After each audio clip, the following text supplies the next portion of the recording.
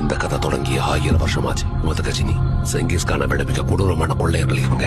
மூணு வம்சம் பல 100 வருஷமா யாராலும் எதிர்க்க முடியாம வளர்த்தாங்க. கான்சாரோட காடை அவங்க தங்களுடைய கோட்டையா மாத்திக்கிட்டாங்க. கூட அரியாசனத்துக்காக பல்வேறு சூழ்ச்சிகள் நடந்துச்சு.